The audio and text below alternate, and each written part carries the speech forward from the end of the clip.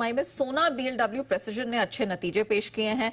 मुनाफे में 24% की बढ़त दिखी है, आय में 19% की वृद्धि दर्ज हुई है। मार्जिन भी अगर क्वार्टर ऑन क्वार्टर बेसिस पर देखा जाए तो यहां पर कुछ ज्यादा ही रहा है। नतीजों पर बात करने के लिए हमारे साथ सोना बीएलडब्ल्यू के group CFO Rohit Nanda ji show में शामिल हो चुके हैं। Mister Nanda sir, good morning, बहुत स्वागत है आपका जी बिजनेस पे। तो सबसे पहले तो बधाई आपको, बहुत शानदार क्वार्टर रहा है। हर पैरामीटर्स पर देखें तो बहुत तगड़े नंबर्स दिखे हैं। क्या हाइलाइट्स रहे हैं इस क्वार्टर के? नमस्कार जी। इस क्वार्टर में जो हमारा रेवेन्यू है 885 करोड़ का, और जो हमारा EBITDA है 250 करोड़ के लगभग, और 150 करोड़ के लगभग पैट है। ये कंपनी की हिस्ट्री में हाईएस्ट रेवेन्यू, EBITDA और पैट है। अगर पूरे साल के रिजल्ट्स हम देखें तो रेवेन्यू में लगभग 20% की ग्रोथ है, और प्रॉफिट में 31% की वृद्धि है।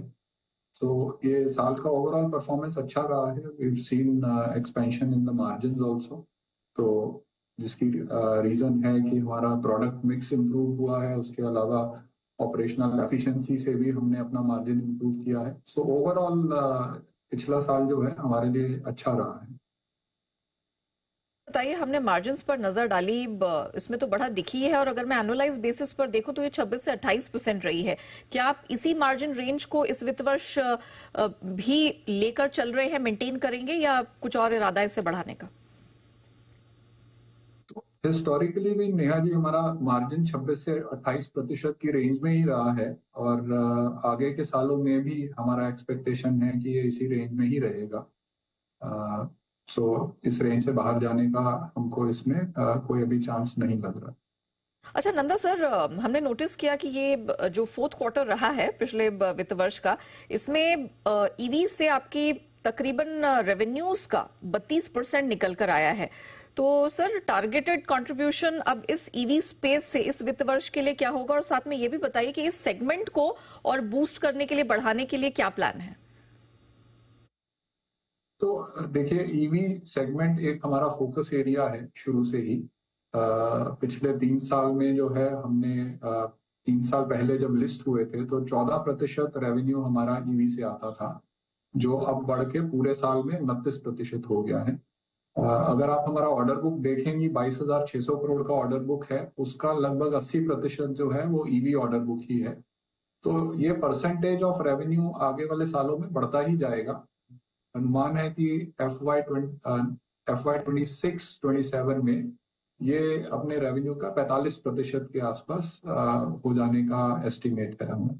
ओके सर, ये जो ऑर्डर बुक का भी आपने जिक्र किया 22,600, जिसमें से आपने राइटली आपने पॉइंट आउट किया कि यहाँ पर 80% के आसपास तो ईवी से ही आ रहा है। ये सर पूरी ऑर्डर बुक कब तक आप एग्जीक्यूट कर पाएंगे?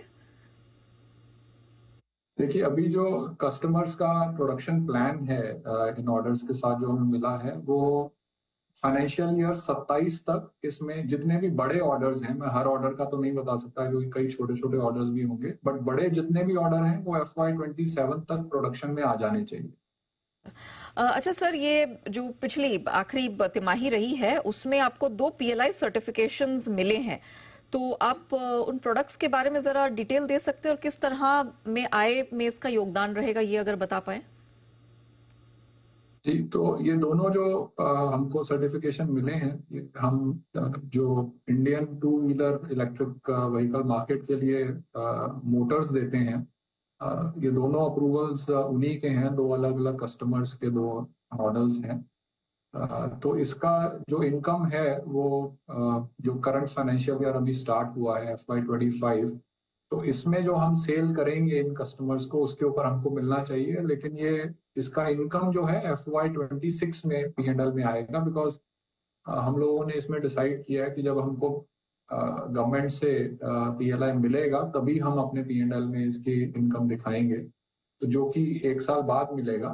तो इनकम में ये FY 26 में आएगा। Sir, if I am not wrong, आपकी कंपनी ने 7 और सर्टिफिकेशंस के लिए अप्लाई किया है, तो सर बाकी 5 का क्या अपडेट है? तो नेहा जी, वो प्रोसेस में है। तो PLI सर्टिफिकेशन का एक पूरा प्रोसेस है। हमने अपने जो एप्लीकेशंस हैं वो फाइल कर रखे हैं, तो जो टेस्टिंग एजेंसीज गवर्नमेंट ने अपॉइंट की है ये सब प्रोसेस कंप्लीट करने के लिए, तो उनके पास अंडर कंसिडरेशन है। तो समय के साथ एक एक करके अप्रूवल हो जाने चाहिए सभी। नंदा सर, एक आखिरी सवाल। आपकी कंपनी ने अप्रैल के महीने में मेक्सिको में अपनी new facility, if I am not wrong, वो इनॉग्रेट की है। सर बताइए, और क्या कैपेक्स प्लान है, और इस फैसिलिटी को लेकर भी क्या डिटेल्स है सर, अगर आप कुछ शेयर कर पाएं दर्शकों के साथ। देखिए, अगले 3 साल का अगर मैं केपेक्स प्लान देखूं, जो हम नॉर्मली 3 साल के साइकिल में देखते हैं, which is current financial year and plus जो अगले 2 आने वाले साल हैं, तो 1100 से 1200 करोड़ का रफली केपेक्स होना चाहिए।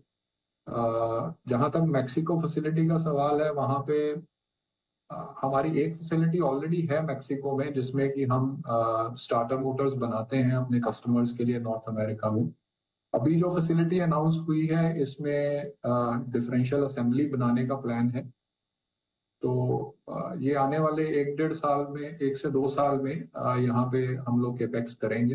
अभी इससे ज्यादा शेयर नहीं कर पाऊंगा, पर ये जो 1000 से 1200 करोड़ का मैंने केपेक्स 1100 से 1200 करोड़ बोला है, उसी का ही पार्ट रहेगा। Sir thank you so much समय निकालकर हमारे साथ जुड़ने के लिए, कंपनी के नतीजों और आगे के प्लान्स पर पूरी विस्तार से जानकारी दर्शकों के साथ साझा करने के लिए आपका बहुत बहुत धन्यवाद।